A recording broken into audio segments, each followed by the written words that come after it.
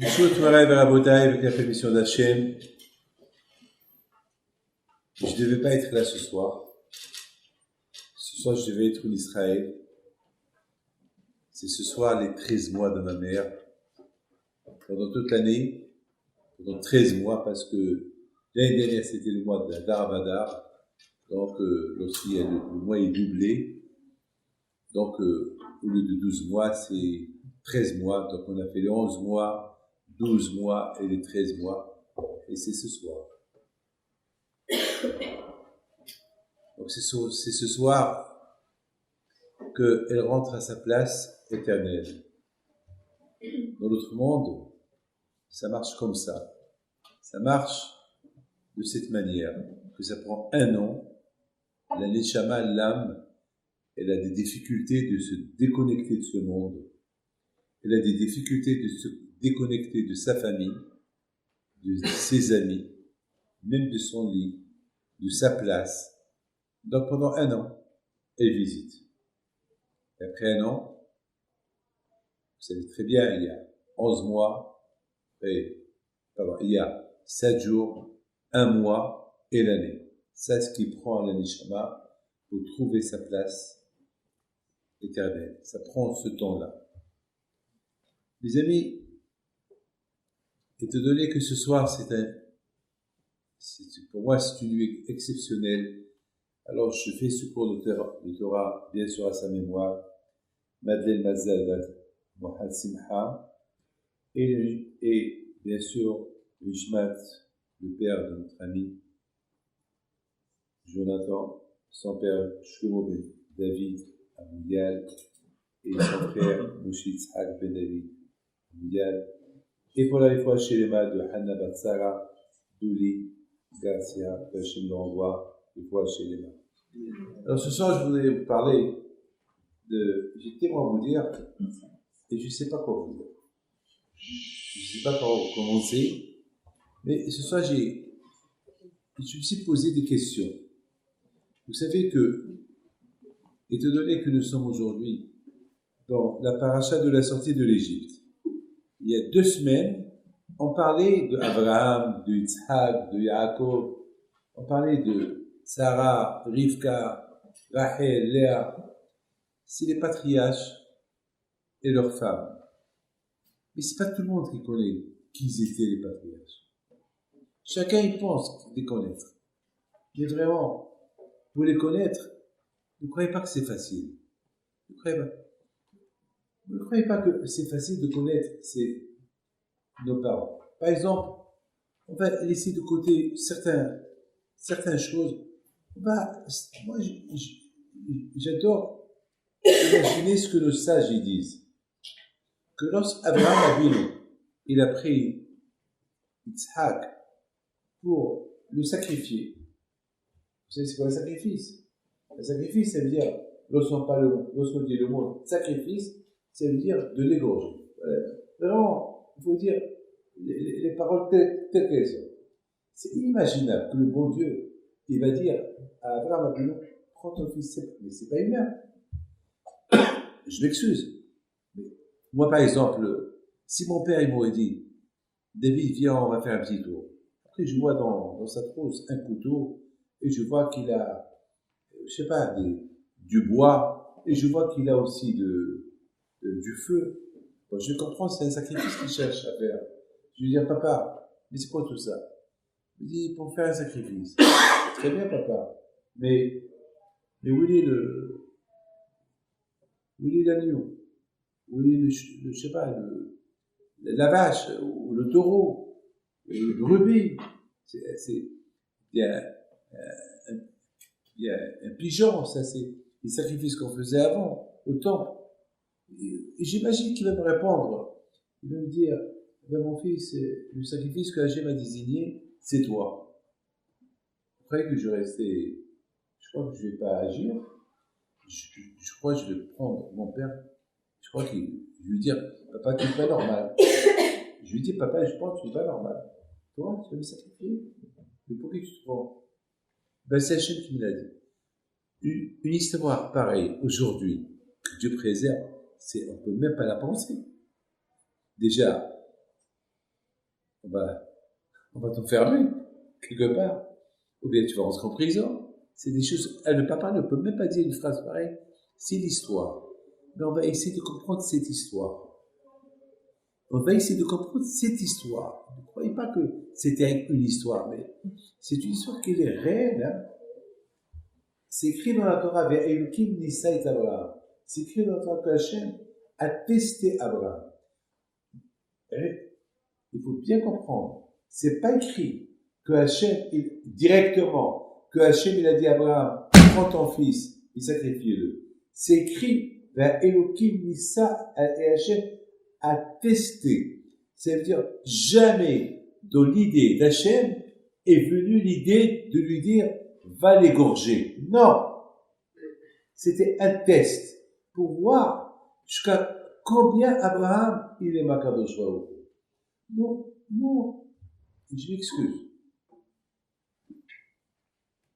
Si on parle de nous, si par exemple on parle de nous, on va parler de nous. Je demande à quelqu'un, je vous demande à vous tous, vous aimez le bon Dieu, vous allez dire, bien sûr, mais c'est quelque chose que, c'est la nature, c'est d'une manière naturelle, on va dire, bien sûr, on a grandi avec le nom d'Hachem, donc c'est une manière naturelle, on va dire, bien sûr, on va même pas oser, on va même pas penser, dire, ben je ne sais pas. Non, on va dire, bien sûr. Je parle de vous tous qui êtes là, et je parle de tous ceux que je connais, par exemple. Beaucoup de fois, mais je vous en parle, beaucoup de fois, je teste. Je dis aux gens, vous aimez Hachem. Il y a il me dit, peut-être une fois ou deux fois ou trois fois dans ma vie, ou quatre fois peut-être, des dizaines de milliers de personnes que j'ai vues dans ma vie, on dit, on doute. C'est ou bien je ne sais pas. Et même s'il me dit je ne sais pas, c'est parce qu'il a eu un problème, je ne sais pas, ou accompagnez mes amis, je ne veux pas rentrer dans ces détails.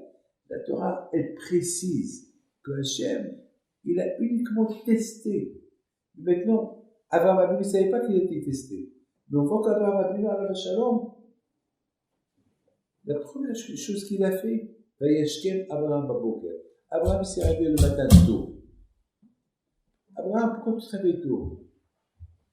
Est-ce qu'il y a une raison, Abraham, que tu te réveilles tôt? Bien sûr, c'est même sa femme. Il a dû lui poser cette question. Et Abraham, pourquoi tu te réveilles tôt? Pourquoi? Non, je vais prendre mon fils à la yeshiva. On va aller à la yeshiva.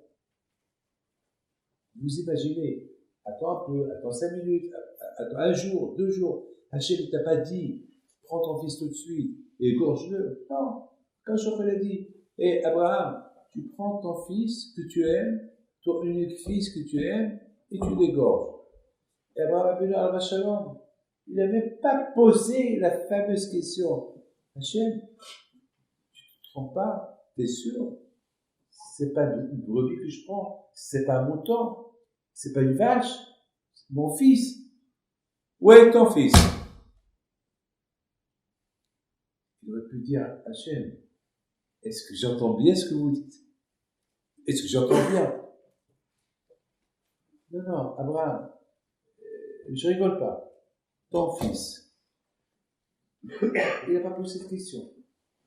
Moi, si j'étais à côté d'Abraham, je lui dirais à Abraham, il demande-lui, est-ce que c'est avec Yitzhak?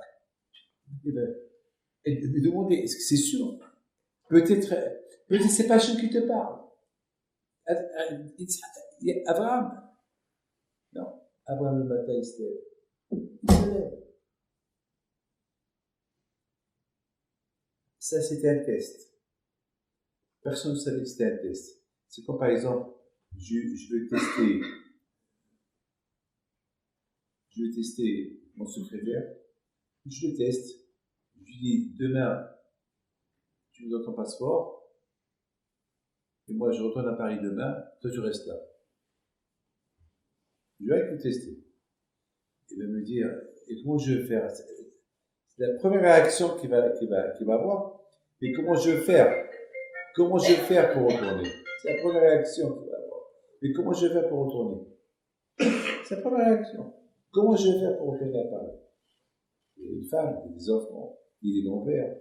Et Bien sûr, qu'est-ce qu'il va faire ici? Ben, tu restes là jusqu'à que peut-être il va lui dire, bon, d'accord, je reste. Combien de temps? Ben, 1 an, 2 ans, 3 ans, 4 ans, 10 ans. Là, il va se révolter. Tout de suite, il va démissionner. Ah oui, David, je m'excuse, je suis désolé. Je ne peux pas rester ici. C'est dur. Là, on parle d'un passeport. Peut-être, il y a toujours des solutions. Sa femme et ses enfants peuvent venir habiter avec lui à Londres, on leur prépare tout. Mais quand même, qu'est-ce qu'il va faire ici?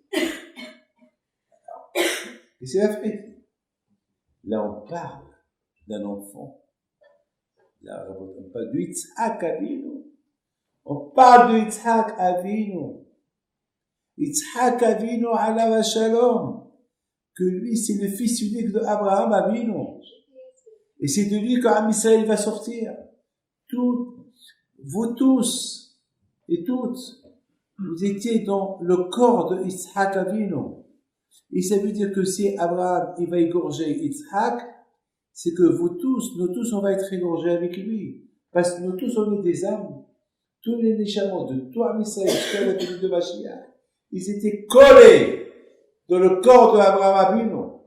Collés dans son corps. Abraham Avinu, il aurait pu dire à Hachem, qu'est-ce qui va se passer avec tous ces néchamot? Qu'est-ce qui va se passer avec tous ces corps, avec tous ces néchamot, tous ces âmes? Qu'est-ce qui va se passer? Il aurait pu se poser cette question. Même cette question, il n'a pas posée. Pourquoi? Parce que s'il pose cette question, c'est que il n'est pas trop d'accord pour le sacrifice. Il n'a rien dit. Le contraire, il va se lever le matin très tôt. Il va avec tout. Il prend avec lui son couteau, le feu, le bois. Ils vont aller pendant 3 jours. 3 jours de souffrance. 3 jours de martyr. 3 jours de souffrance. Et la plus grande souffrance, c'est qu'il voit Yitzhak à côté de lui et qu'il sait que dans 3 jours, il ne va plus le revoir. C'est encore dur, hein. Mes amis, jamais j'oublierai lorsque ma mère était encore jeune, du repos son âme, moi j'avais 8 ans. Il y avait un rabbin qui est venu voir mon père ce jour là-bas. Et il est venu, il a demandé à mon père, est-ce que tu peux envoyer ton fils à la yeshiva en France? À l'époque, il n'y avait pas des avions. On devait prendre le train. Ceux qui voyageaient en France, ils prenaient mon train. Peut-être qu'il y avait un avion par jour ou un par semaine. Peut-être. Mon père, à la Shalom, il a dit à ce rabbin, et où il se trouve cette yeshiva? À 50 km de Paris, Fublem. Et mon père, il dit, moi je veux, mais il faut que je demande à ma femme. Vous savez, à cette époque, il y a maintenant presque 61 ans. Non, il n'a pas peut-être presque 62 ans de cette histoire. Et moi, j'ai commencé à trembler. J'essaie de voir quand mon père va parler avec ma mère. Et à un moment donné, j'entends mon père qui parle à ma mère. Il lui dit, Madeleine, qu'est-ce que tu penses si on envoie David à la yeshiva? Qu'est-ce que tu penses? Bon, mon frère était plus âgé que moi, il avait 13 ans. Moi, j'étais jeune. C'est jeune. Je pouvais pas, c'était pas facile pour moi.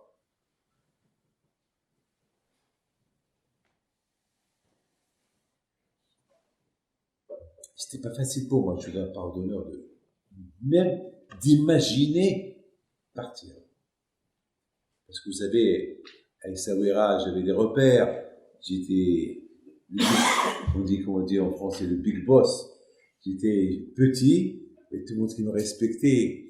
J'allais d'un bar à l'autre. Et j'étais petit, tout le monde me respectait.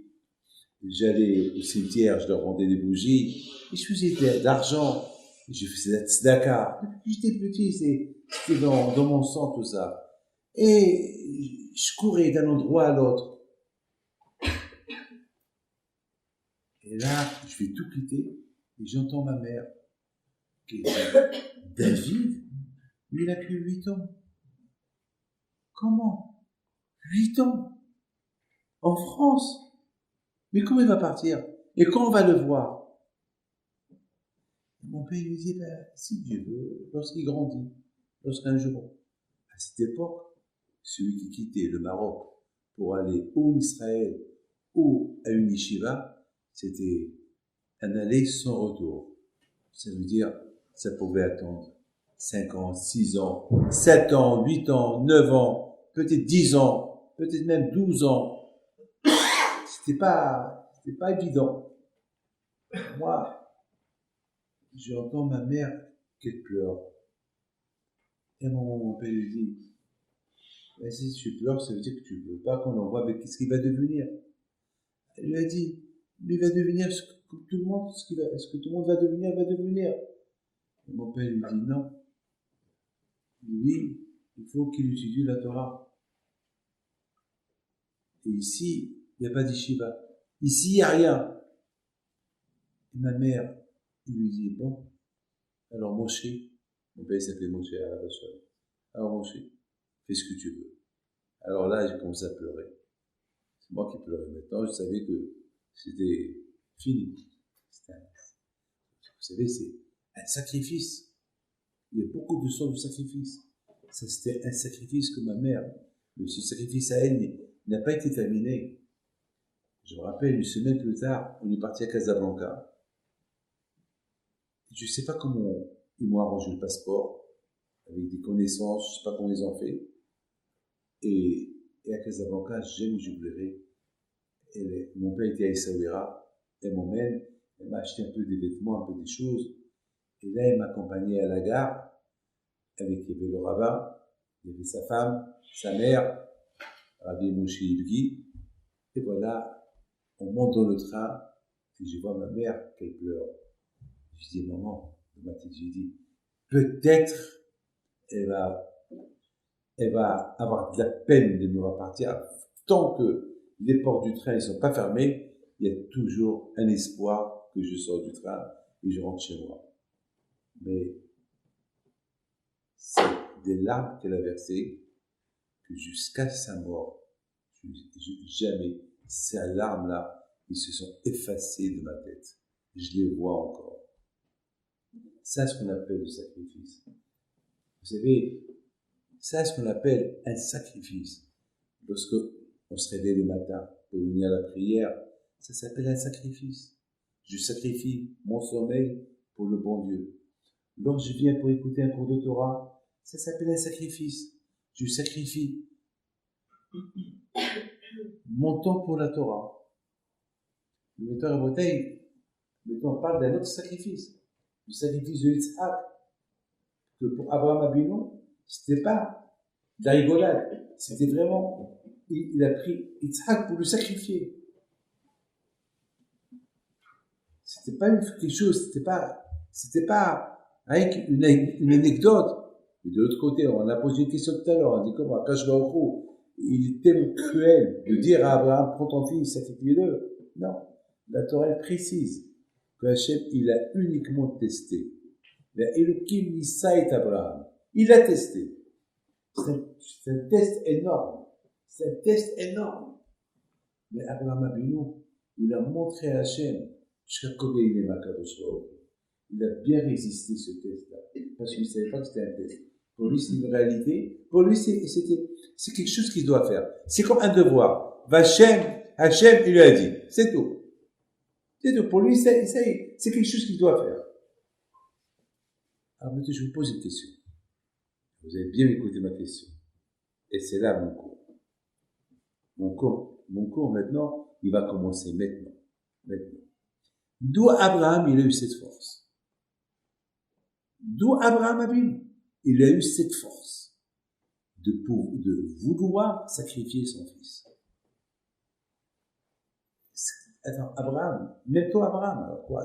Tu n'es pas humain, quand même. Tu aurais pu dire à Hachem, je t'en prie, prends-le, tue-le, qu'il a une crise cardiaque.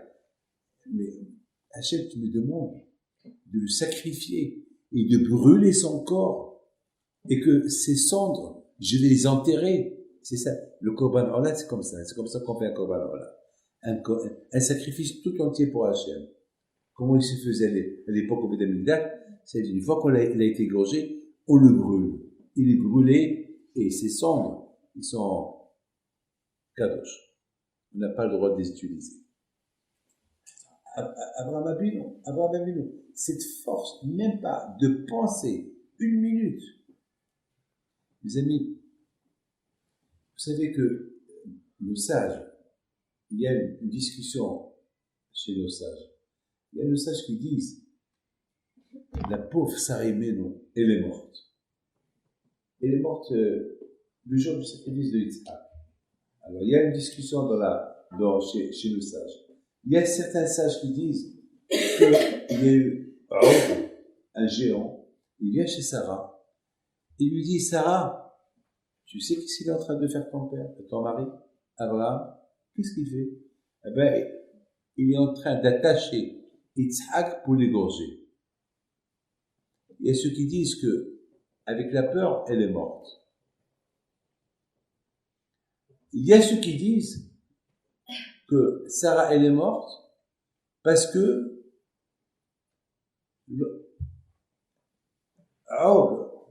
une heure plus tard, il vient lui dire, hey Sarah, tu sais que ton fils n'a pas été sacrifié. Pourquoi? Ben, je sais pas. Parce que c'était un géant, il voyait de loin. Alors, Sarah est minute. Alors, a priori, Sarah devait être contente. Ou pas? Il devait être contente. Oui. Mais elle n'était pas contente, elle est morte. Pourquoi? Parce que Sarah, elle a commencé à dire, s'il n'a pas été sacrifié, c'est que peut-être il ne mérite pas. Peut-être, il a dû penser quelque chose pendant le sacrifice, et puis il est devenu passoul, il est devenu impur, ou bien il est devenu, Hachem, il ne veut pas de lui, avec la peine qu'elle a eue, elle est morte. Ça, c'est le sage qui dit ça. Mais donc moi, je voudrais vous dire quelque chose de magnifique. Je suis en train de vous dire, devant nous, on a les patriarches. Et nous, le peuple juif, c'est d'eux qu'on apprend. Toute notre histoire, elle est basée sur les conditions, comment ils ont vécu Abraham, Yitzhak, Yaakov. C'est la raison pourquoi on les cite chaque jour. Vous faites la Hamida, vous parlez d'Abraham, Yitzhak, Yaakov. Il n'y a pas un jour qu'on ne cite pas Abraham, Yitzhak, Yaakov. Abraham, Yitzhak, Yaakov, tout le temps. Tout le temps, on parle d'eux.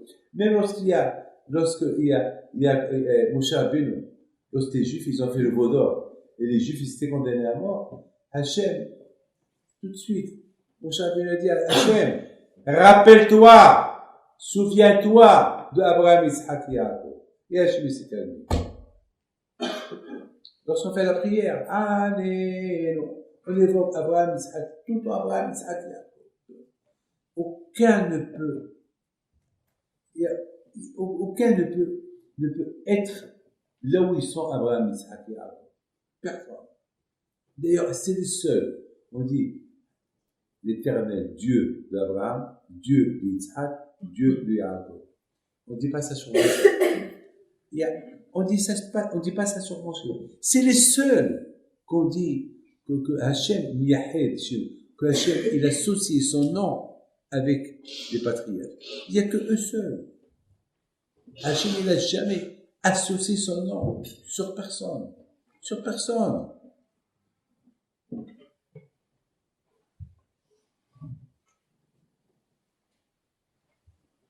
Donc, à Boutaï, il faut qu'on soit clair, mes amis. Il faut qu'on soit clair. Que Abraham, Yitzhak, Yaakov, c'était pas n'importe qui. Mettez ça bien dans la tête. Alors, qui ils étaient? Ben, il faut savoir les choses. Ils ont vraiment montré et prouvé leur amour propre à Kadosh Baruch Hu.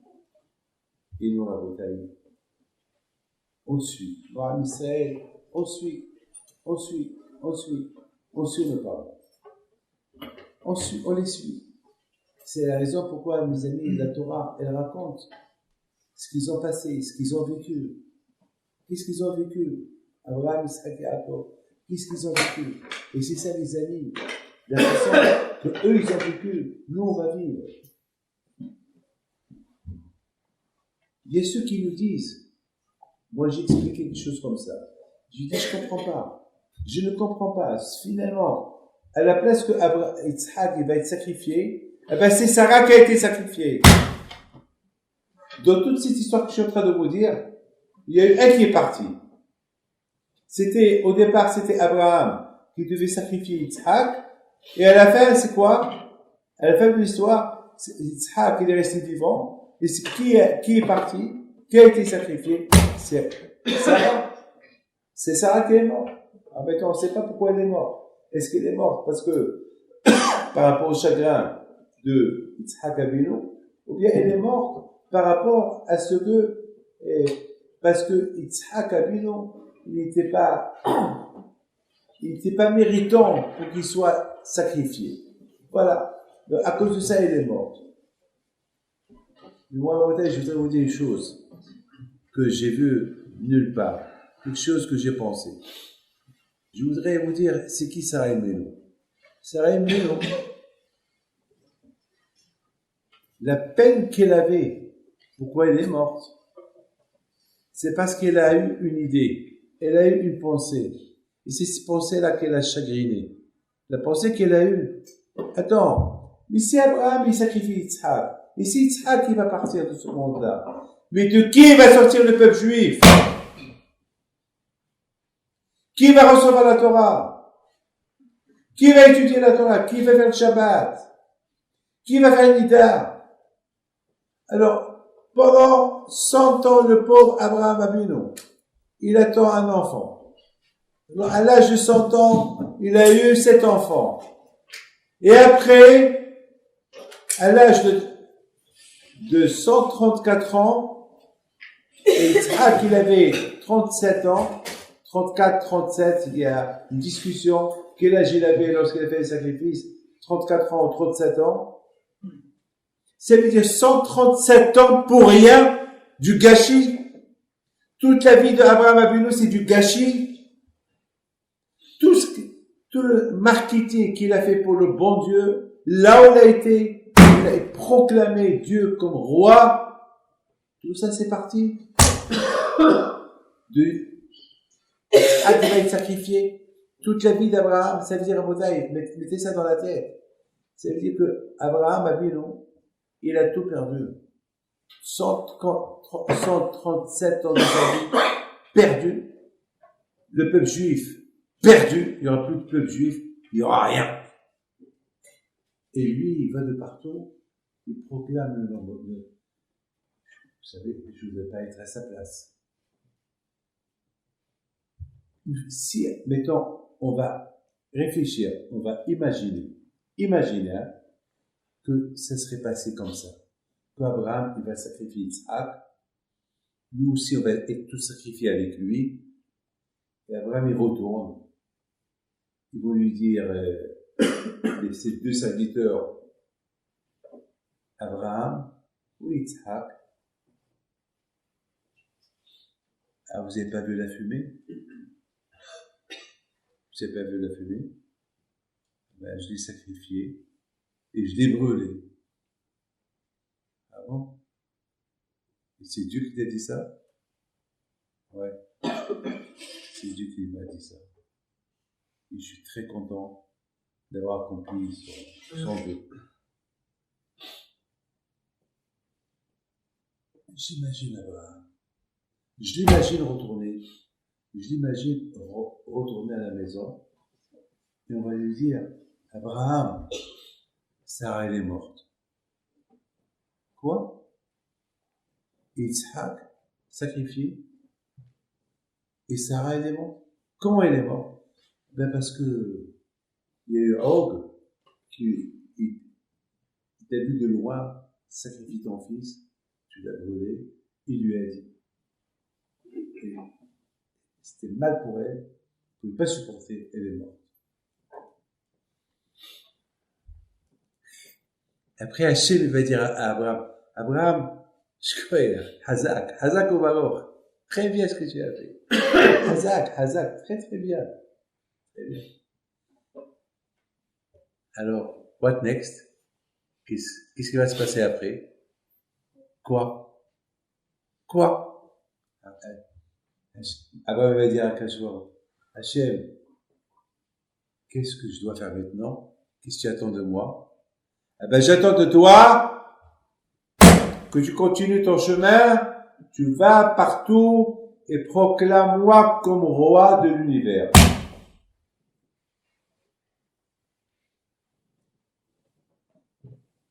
C'est dur, hein? C'est dur. Et Abraham Avinu alav shalom, il va aller d'un endroit à l'autre, heureux, seul. Eliezer a disparu, il n'est plus là. Ishmaël, il est là où il est. Abraham, il est seul. Yitzhak, il a été égorgé. Sarah, elle est morte. Il reste tout seul. Il va aller d'un endroit à l'autre. Il va crier. Vive Hachem, Hachem, Hachem. Mais je veux le pour un fou. Il a dit, mais c'est Hachem qui me l'a dit. Mais c'est Hachem. Hachem, c'est le roi de l'univers. Il a créé le monde, c'est lui. Les amis, j'arrête là. Je vais vous raconter quelque chose de magnifique. Lorsque j'avais 6 ans, il y avait un bruit qui courait à Essaouira, que le roi Mohamed V, il y a mettons 64 ans de cette histoire, il arrive à Essaouira et je vois que Bémet, il y avait des drapeaux de partout, il devait arriver Shabbat, samedi. Et j'ai dit à mon père, papa, tu sais qu'il vient, le roi il arrive. Il me dit, ah bon? Ah, il faut aller le voir, il faut que tu le vois. Et je lui dis, papa, comment ça, il va faire un monde fou. Et c'était là où, pour ceux qui connaissent Essaouira, il y a l'entrée, il y a la grande avenue, après vers la plage, il y a là-bas l'hôtel des îles, et c'est là-bas que le roi il devait être reçu et passer la nuit pour 24 heures. Et les Juifs, ils devaient l'accueillir là-bas, et le monde entier, c'était la grande rue, au Pâle. Il y avait un monde fou. Alors moi, j'étais, comme je vous ai dit tout à l'heure, je vous ai dit, alors j'étais à Essaouira, j'étais le big boss. Ils avaient peur de moi. Là, ils avaient, ce que je disais, je sais pas ce qui se passait. Et j'avais une émouna que lorsque je bénissais quelqu'un, ça se réalisait. Je sais pas. C'était, on a grandi dans la émouna. On a tété la émouna. Vous savez, les enfants, ils vivent avec de lait. Hein? Ils vivent avec le lait. Non. Vous savez, ma mère, qu'est-ce qu'elle a donné à ma sœur lorsqu'elle avait 3 ans? Pardon. Elle avait 3 mois, ma sœur. Elle n'avait plus de lait. Elle pleurait. Et ma mère, elle dit à mon père, Moshe, qu'est-ce que je vais faire? Elle pleure. Mon père lui dit, donne-lui du pain. Du pain? Ah ben, fais du thé, donne-lui du pain. Il lui a donné du pain. Mon père et ma mère, beaucoup de fois, ils nous ont raconté cette histoire. Aujourd'hui, une maman qui donne le pain à son fils, qui a 3 mois, elle rentre en prison. Eh bien, ils vont l'enfermer, ils vont l'interner. Ça n'existe pas. Maman, c'est vrai ça. Chaque fois, je disais, ma mère, aïe, David, vous croyez que vous avez grandi comme ça? C'est avec des miracles. Oh là là. Naïmouna, on a grandi comme ça. Il n'y avait rien à voir. Vous savez, lorsque le premier juif, il a eu à Essaouira, le premier juif qu'il a acheté, il a apporté de Casablanca le frigidaire. Et tout le monde parlait c'était le Newsweek, c'était les hadachot de la semaine. Il y a un frigidaire qui arrive, qu'il fabrique des glaçons, et que tu mets là-bas la viande, elle pourrit pas, parce qu'à l'époque, il n'y avait pas de frigidaire. S'il n'y avait pas Pour le mettre, ça y est, après 2 jours, tu prends la viande, tu la jettes. Et tout le monde parlait que de ça. L'azib, ça veut dire quelque chose. Alors, tout le monde attendait ce frigidaire-là. Il fallait voir que le jour qui devait arriver, on dirait qu'il y avait un monde fou qui est venu pour voir ce frigidaire, comment il est. Il y avait qu'une photo, il y avait que des photos qui circulaient. Mais on veut le voir en personne. On dirait qu'on attend un roi. Et finalement, voilà, le camion qui arrive, il y avait David Cacon, qui était le propriétaire. Il y a eu des gens qui étaient là pour le lever. Tous, on l'a suivi comme si on suivait un cercueil d'un enterrement. On suivit ce frigidaire. On le suivait. Vous voulez, on a attendu 7 heures ou 8 heures pour qu'il nous apporte des petits glaçons. Des petits glaçons. Des cobillotes de glaçons. Il n'y avait rien de tout ça. Il n'y avait rien. Vous savez, ma mère, comment elle prenait le temps pour cacheriser la maison, avant Pessah? 3 heures, 4 heures. Elle avait caché les Pessah. Il n'y avait rien. Pas de meubles. Aujourd'hui, il y a un salon là, et des lampes là, et des fauteuils là, et des lits là, et beau jeu, plein de choses. À l'époque, il n'y avait rien du tout. Il y avait 4 lits, 5 lits, c'est tout. Une table, 4 chaises. Voilà. Ni salon, ni rien. Ni but à gaz. Je me rappelle la cuisine de ma mère, il n'y avait rien. Ni but à gaz, ni rien. Il y avait 4 assiettes, voilà. Et 4 fourchettes, voilà. Toute la cuisine, 4 assiettes, 4, ou 5 assiettes. Il y avait rien. La bouteille. C'est comme ça qu'on a grandi. On a grandi dans la Emouna. On a grandi dans que il y a Hachem. C'est tout. On aimait Hachem, sans le voir. Il dit David Ameller, Psari, il dit David Ameller, je vois Hachem à travers mes mains. Voilà. Je débouche. Vous croyez que je suis un robot, quoi? C'est Hachem qui me débouche, hein? Je ne suis pas un robot. Je tourne ma tête. C'est Hachem. Je mange. C'est Hachem. Il y a quelqu'un qui m'a fait un peu rire, et moi aussi je l'ai fait rire. Parce que sa femme me dit, je t'en prie, par lui, tu commences à manger cachère. Je lui dis, comment? Il mange pas cachère? Oui, parfois il mange des pâtes, parfois il fait ça, parfois il fait ça. Dehors. Je dis, ah bon, mais attends, il vient tout le temps à l'échelle d'étudier. Oui, mais il a avec Sahara, il aime les spaghettis italiens, il aime ça. Mais il ne boit pas du vin. Il dit, mais c'est pareil, l'albo, c'est pas pareil, c'est pareil. Je l'appelle. Ça va, comment c'était les spaghettis? Ah, quels spaghettis? Ben, je sais pas, les spaghettis. Ah, ce que j'ai. Ah, c'est vrai, avant-hier.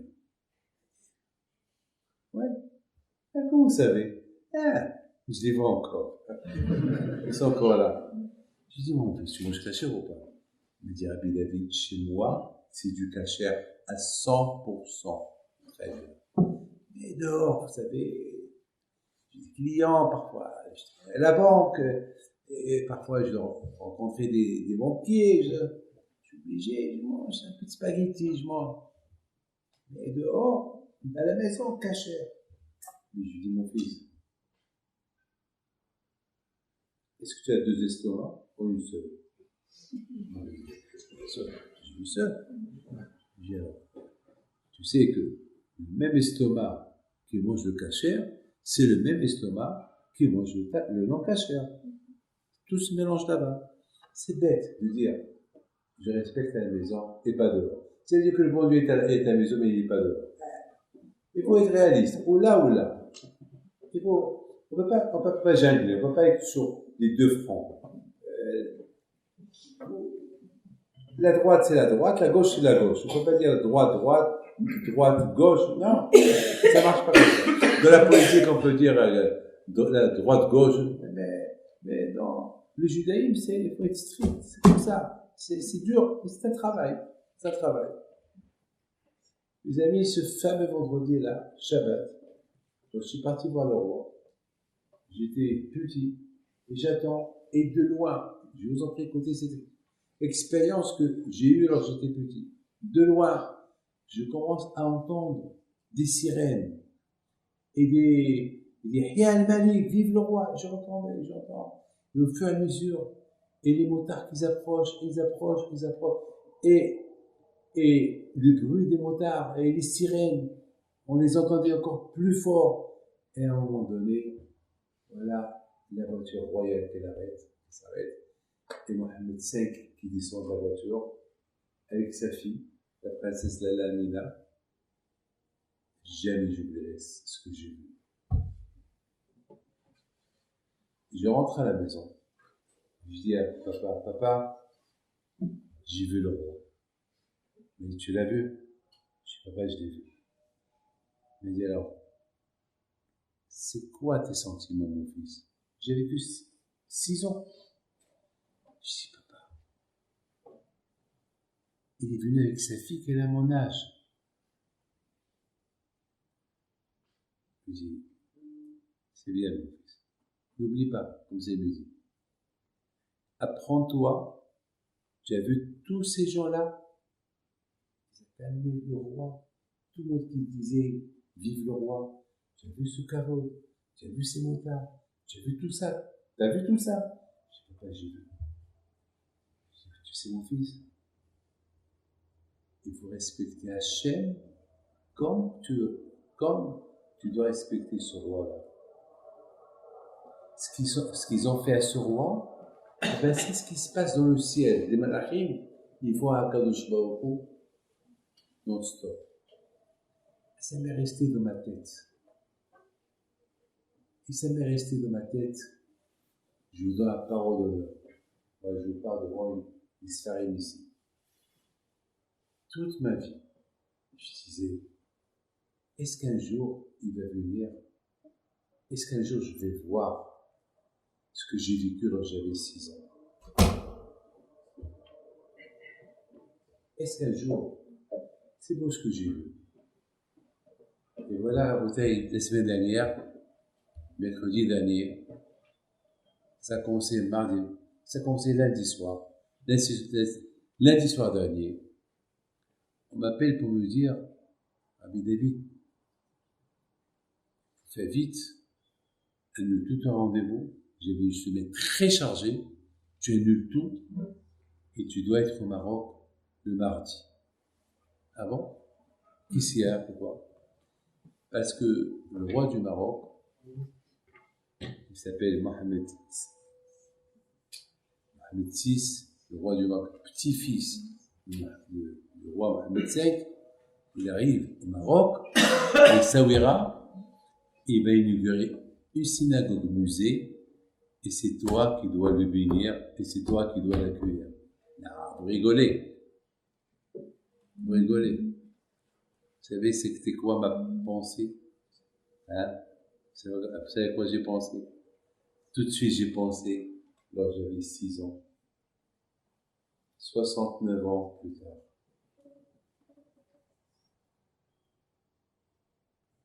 La même histoire qui va se répéter, mais là, ça ne va pas être pareil. Ça va être d'une autre manière. Et exactement, c'est ce qui s'est passé. Il arrive à la synagogue, mercredi dernier, c'est moi qui le reçois. On rentre à la synagogue, et après, je lui fais la bracha royale, un hôtel Teshua. Et j'ai dit, Hachem, combien je dois te servir davantage maintenant. Maintenant, j'ai vu c'est qui le roi des rois. J'ai vu le protocole, j'ai vu le kavod qu'en fait un roi. Je vois le public, qu'ils ont peur de lui, qu'ils le respectent. Je vois. Et c'est tout cela pour un roi humain. Alors le roi des rois, qu'il est à Kadosh Baruch Hu, combien on doit se comporter avec lui. Et c'est ça la bataille d'idées extraordinaires. L'idée extraordinaire. Kadosh Baruch Hu nous a donné, parfois il nous donne des exemples des exemples. Pour apprendre de ces exemples.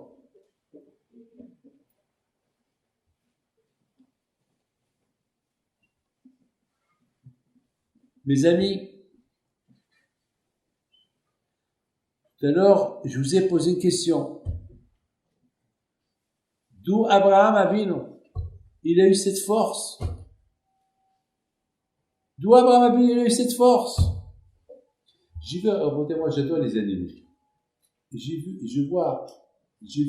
un petit vidéo comment une panthère elle a tué une petite lionne et j'ai vu le lion qui vient il court derrière la panthère elle se sauve. Entre-temps, son fils, le petit lion, il est mort. Qu'est-ce qu'il a fait le père? Il le prend avec sa bouche, par sa bouche. Il le pose par terre. Elle vient la lionne de la chasse. Il voit le bébé mort. Elle a compris que le bébé a été tué. Et étant donné qu'il n'a pas fait la chasse, il est parti pour faire la chasse, elle a trouvé. Je les vois les deux en train de manger leur enfant. Les deux en train de manger leur enfant.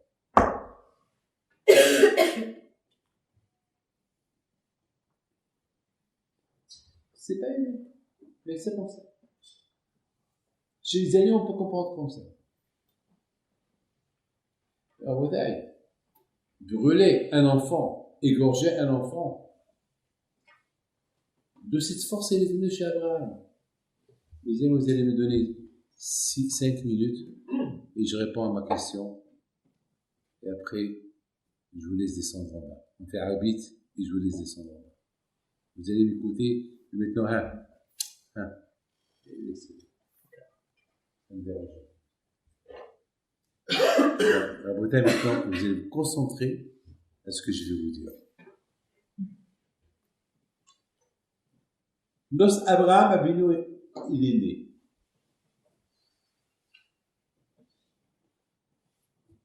il y avait des brûlures qui courent que Nimrod, le roi Nimrod, voulait le tuer.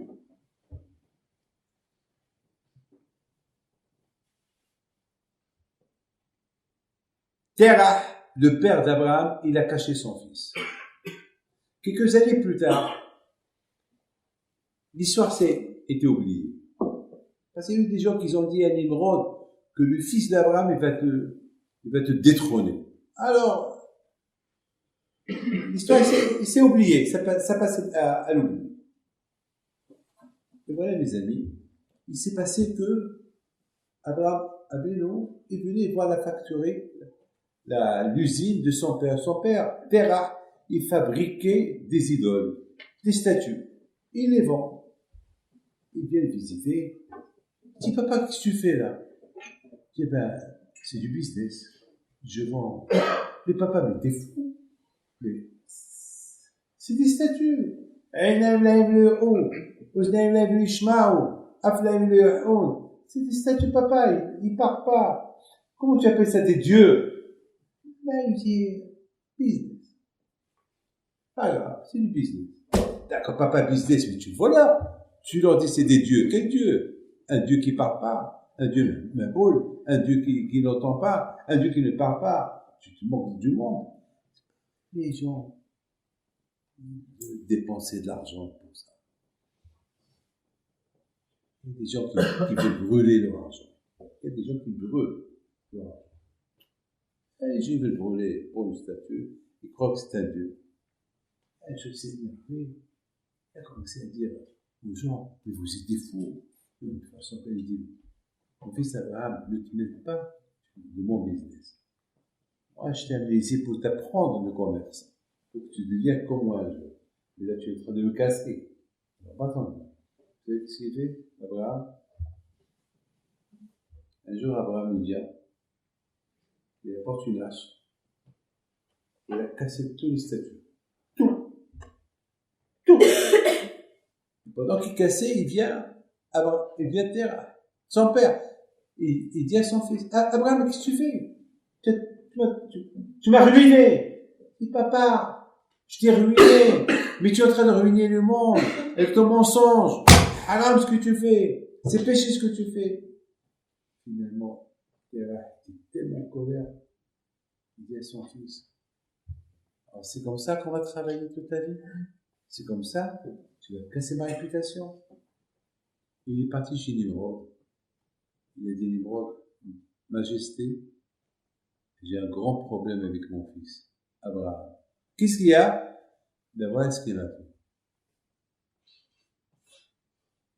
Tu sais, Nimrod, que tous les statues que je vends, ils te représentent. C'est une image. C'est-à-dire que les gens, ils les vénèrent. En les vénérant, ils te vénèrent. Et voilà ce que mon fils y fait.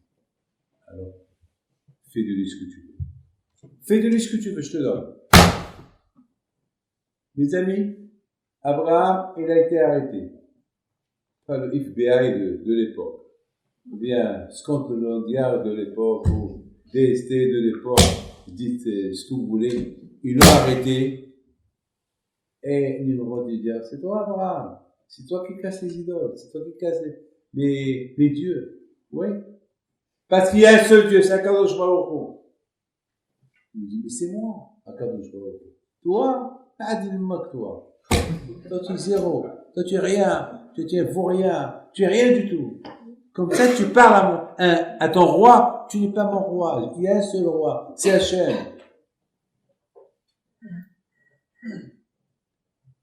Préparez un feu et brûlez-le. Un grand feu. L'histoire, vous la connaissez le reste. Le reste, il est Hachem.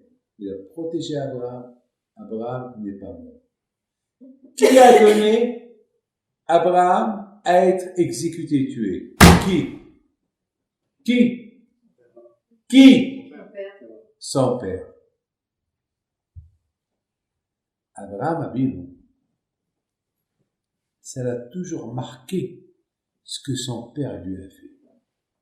Abraham Abinu, toute sa vie, comment mon père, il m'a donné entre les mains de Terah, entre les mains de Nimrod pour me brûler. C'est ce que mon père m'a sacrifié. Toute sa vie, comment mon père a pu faire une chose pareille? Et voilà maintenant l'histoire, elle arrive. Quand je vais dire à Abraham, oui, Hachem, prends ton fils, tu le sacrifies. On a vu qu'Abraham, il a tout de suite, Vayashkem Abraham Baboker. Tout de suite, Abraham, il se réveille le matin. On a posé une question tout à l'heure. Mais d'où Abraham, il a eu cette force? Il a eu cette force. Il s'est dit, si mon père, il m'a donné, il m'a vendu, il m'a sacrifié, pour l'idolâtrie que j'ai cassée, moi je vais pas sacrifier mon fils pour Hachem, pour que des fois Kadosh Baruch Hu. Voilà d'où la force de Abraham. C'est que Terah, son père, il a fait ça du mauvais côté, pour l'idolâtrie, mais Abraham Abinu, il a fait ça pour Hachem. Pour Hachem. Les amis, maintenant vous avez compris d'où on vient, nous tous. Vous, mes chers demoiselles et mesdames, et vous, messieurs, vous avez compris d'où vous êtes, d'où vous venez, qui est votre père, d'où vos racines. Ah ben, vos racines, je m'excuse, donnez-moi une minute. Chacun de vous, il y a des gens qui disent, mais comment des gens, ils se donnent pour Dieu? Mais comme, vous savez, à Fès, il y a une tzadékette qu'on appelle la Lassoulika.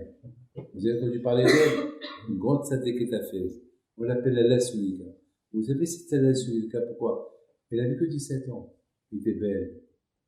Un non-juif est tombé amoureux d'elle. Elle a pas voulu. Et ils l'ont condamnée à mort. Elle leur a dit, faites ce que vous voulez. Moi, je pas ma religion. Je reste comme je suis, faites de moi ce que vous voulez. Le jour qu'elle devait être exécutée, vous savez comment ils l'ont exécutée? Ils devaient lui attacher les pieds avec un cheval. Ses pieds avec un cheval. Et le cheval, il va courir, et la pauvre va être déchiquetée. Il leur a dit, je peux vous demander, alors ils lui ont dit, demande-nous si vous allez au Maroc un jour, vous allez au cimetière de Fès, vous allez voir lire cette histoire là-bas, sur sa tombe. Il y a cette histoire jusqu'à maintenant. Jusqu'à maintenant, il y a cette histoire à Fès, sur sa tombe. Donc il a dit, je vous demande une seule chose. Apportez-moi une aiguille et du fil. Ils ont cru qu'elle allait demander apportez-moi un bon repas. Il y a le rabbin qui vient chez elle. Tu veux une aiguille, du fil? Qu'est-ce que tu veux faire? Tu veux te suicider? Non. Pourquoi tu veux l'aiguille et le fil? Ben, je sais, lorsque le cheval il va courir, je vais me découvrir. Et je ne veux pas que les gens voient mon corps. Je veux attacher la robe avec la chair de mon pied. Ouais, c'est grave ce que je vois. Mais c'est ça de votre histoire. C'est votre histoire. C'est notre histoire. Et c'est ce qu'ils ont fait. Ils l'ont apporté. Elle a cousu la robe avec ses pieds. Et le cheval commence à courir. Et à un moment donné, il leur dit, arrêtez. Ils ont cru que peut-être maintenant il va changer d'avis. Il leur a dit, encore apportez-moi le fil et l'aiguille, parce que ce côté-là, il s'est déchiré. Il faut que je le renforce. À Boutaï, c'est ça l'histoire de Abraham, Yitzhak, Yaakov. Comment les juifs, ils ont cette force? Par exemple, il y a beaucoup de gens qui se moquent de nous. On respecte Nida. On ne touche pas la femme pendant 13 jours. Vous savez, mes amis, à Bnei Brak, il y a une femme, une vieille femme, qui a perdu son mari et qu'elle avait peut-être 90, 92 ans. Elle vient elle n'a pas d'argent pour l'enterrer. Elle va chez les rabbinim, à Bnei Brak, et elle leur dit, mais mon mari, Saint Tzadik, on vient de la Russie, mais Saint Tzadik, et je vois que personne n'a pas d'argent pour l'enterrer, je ne sais pas où aller. Alors il y a un des rabbinim qui lui dit, vous dites que votre mari est Saint Tzadik, mais c'est qui votre mari? Ben, Saint Tzadik, mais c'est qui? Il s'appelle Goldman, un nom ashkénaze. Ah bon? On n'a jamais entendu parler de lui. Oui, je sais. Officiellement, il n'a pas de barbe. Ah bon? Et tu l'appelles Tzadik? Oui. Parce qu'on a vécu en Sibérie 50 ans. Il ne m'a pas touché. 50 ans, il ne m'a pas touché. Parce qu'il n'y avait pas de mikvé, il ne m'a pas touché. Saint Tzadik. Dès qu'ils ont entendu ça, ils ont fait des affiches dans toutes les braques. Saint Tzadik, il est mort. Tous, on doit aller à son enterrement. Et tel était le rabbin, tous les rabbins du monde entier sont venus à l'enterrement de. C'est le sacrifice. Et d'où on a pris ça? C'est de Abraham, de Yitzhak, de Yaakov. Eux, ils nous ont ouvert les portes. Ils nous ont ouvert les portes. Au moment qu'Abraham, je dis que j'arrête, au moment qu'Abraham Abinu, il a attaché Yitzhak, nous tous, on était dans le corps de Yitzhak. Et dans ces moments-là, de la Hakeda, à quoi Yitzhak pensait? Il pensait, Shema Israël, avec tous les nishamot qu'il y a en moi. Donc, tous les nishamot qui vont venir jusqu'à la venue de Mashiach, ils étaient dans le corps de Yitzhak, et ils ont fait Shema Israël, avec Yitzhak. Donc, on a goûté c'est quoi la Hakeda. On a goûté le sacrifice de Yitzhak. Parce que, qui dit Yitzhak va être sacrifié maintenant, c'est que nous tous, on a été sacrifiés avec Yitzhak. Donc c'est ça la force. Si Yitzhak il a eu cette force, nous aussi on peut avoir cette force. Si Abraham a eu cette force de prendre Yitzhak avec nous, de sacrifier, c'est que nous aussi on peut le faire. Si lui l'a fait, nous on l'a fait. Mais de qui Yitzhak il a pris? Qui était celui qui a ouvert les portes? C'était son père, Terah. Terah qui a pris Abraham, il a donné à Nimrod. Il savait que s'il le vend à Nimrod, il lui donne à Nimrod. Il savait qu'il va le tuer. Il l'a fait. Abraham il a dit, mon père il a fait ça pour l'arbre d'Azara, et moi je fais pas ça pour Hachem. Ma mère, je t'aimais avec ma mère. Un jour, mon père il dit à ma mère, Madeleine, Voilà, j'ai fait un livre des histoires de Rabbi Haïm Pinto. Voilà, tu vas aller à Casablanca, tu vas aller chez David Amar, l'imprimeur, et voilà, tu lui dis qu'il m'imprime 1000. Voilà, tout est fait. Voilà, les lettres, mon père il ne sortait pas de la maison, donc c'était ma mère, les pieds, c'était ma mère, les pieds de mon père, c'était ma mère. C'était elle la chef en tout, c'était ma mère. Et ma mère, elle dit à mon père, et comment je vais faire? Et voilà, pour acheter le billet, la CTN, à l'époque il y avait des bus, et voilà, je vais aller chez mes frères, je dormais là-bas, et voilà, il lui a donné peut-être quelques dollars de l'époque. Elle arrive à Casablanca le matin, elle va chez Imprimerie 26, Monsieur David Amar, à la Bachelor, il est décédé. Il me l'a raconté lui aussi. Elle rentre chez lui, il lui dit, je suis la femme de Rabbi Moshe Pinto, il m'a envoyé chez vous avec ce livre-là qu'il veut imprimer, il veut 1000 livres. Voilà, c'est...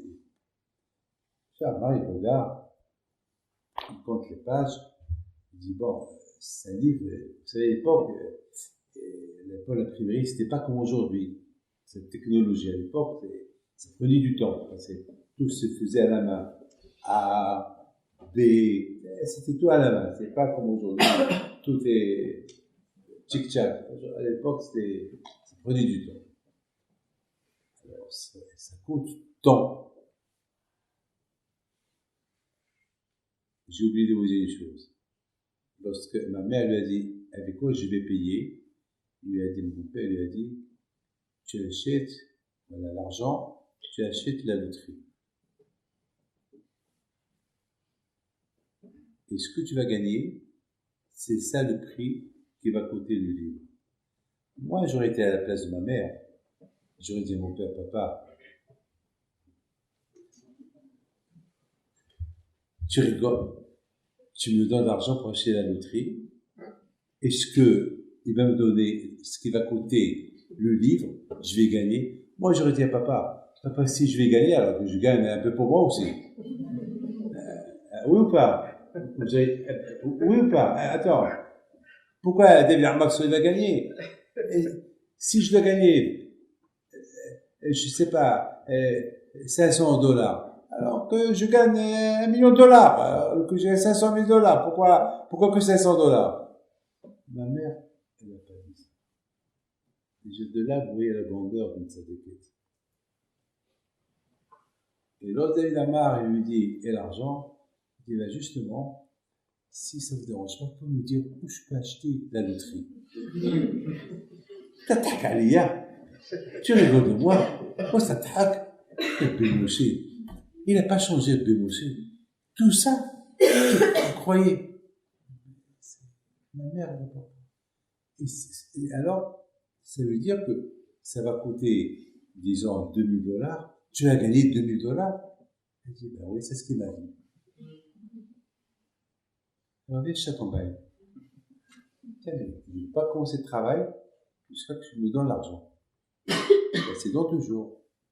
Dans 2 jours. Je t'accompagne. Elle va, elle achète une loterie. Alors, ma mère, Nia, comment on dit Nia en arabe? Naïma, parlez l'arabe. Chouïa. C'est bien. Alors, ma mère était naïve. Et il dit à M. Delgamar, alors voilà, je vous paye. Delgamar, il éclatait de rire, il rigolait. Tu me payes avec du papier? C'est pas du papier, c'est l'argent que tu vas gagner. Delgamar, il dit, Madame Pinto, gardez ce papier chez vous. Lorsque vous gagnez, apportez-moi l'argent et je vous fais une remise de 20%, ça soit pour vous. 20% pour vous. Je perds, mais je vois jusqu'à où vous êtes. Vous et votre mari, là, il se met que le bon Dieu vous protège, il ne doit pas être normal.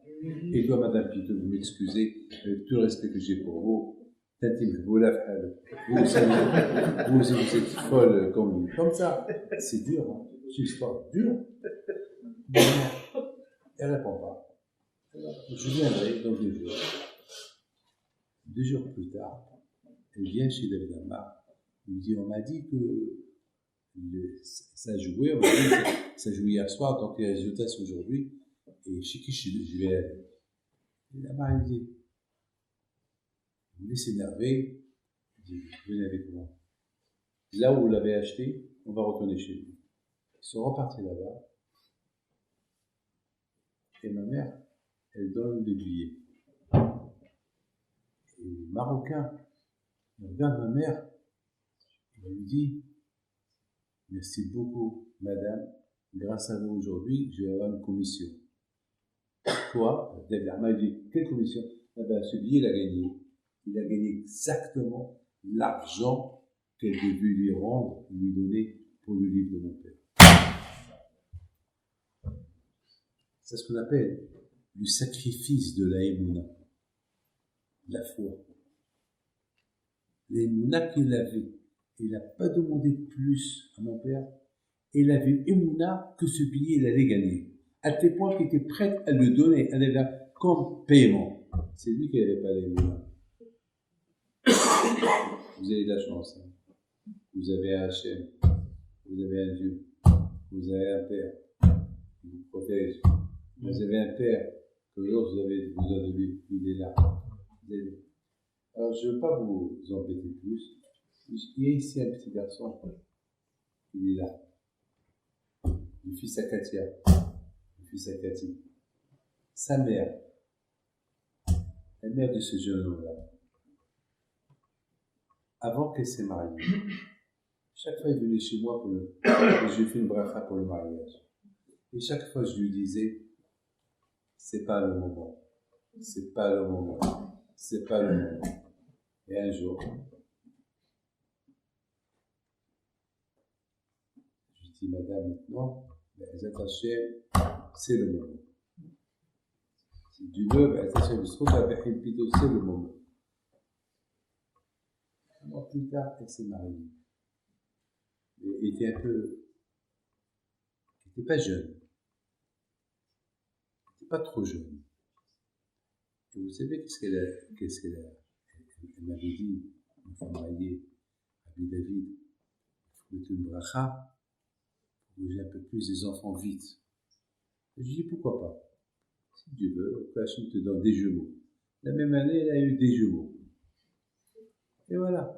C'est une émouna, sa mère, c'est une dentiste. La émouna qu'elle a, vous n'avez aucune imagination. Nous tous. Si nous tous, on a compris avec qui on a affaire, on a réussi. On a quelqu'un de super. C'est Hachem. Et c'est Abraham Avinu. Il a suivi à la lettre Hachem. Nous aussi, on a cette force de suivre à la lettre Hachem. Il faut un croire, il faut un peu de rachat, il faut la volonté. Ah, voilà. Merci, maman. Que ton âme repose en paix dans le ciel. Voilà. Merci pour l'éducation que tu nous as donnée. Merci pour tout ce que tu as fait pour nous. Merci de nous avoir envoyé à la Yeshiva. Merci de l'amour que tu nous as donné. Et grâce à toi, nous se transmet le même amour à tout le monde. Que ton âme reste en paix. Et tu protèges toi, Israël. Et vous avez une grande chance. Vous êtes une maintenant, en ce moment-là, sa neshama, elle est là. Mettez ça dans la tête. Elle est là, sa neshama. Parce que je l'ai appelé. Je l'ai appelé pour qu'il écoute ce que je vais dire à sa mémoire. Parce que maintenant en Israël, tout le monde dort déjà. Et ici, on est encore les derniers à parler d'elle. Que le bon Dieu vous protège, vous donne la santé, la joie, la prospérité. Et merci beaucoup d'être venus. Maintenant, on va faire un bête. Si ça ne vous arrange pas, les femmes, si vous pouvez descendre, jusqu'à le temps que je finis à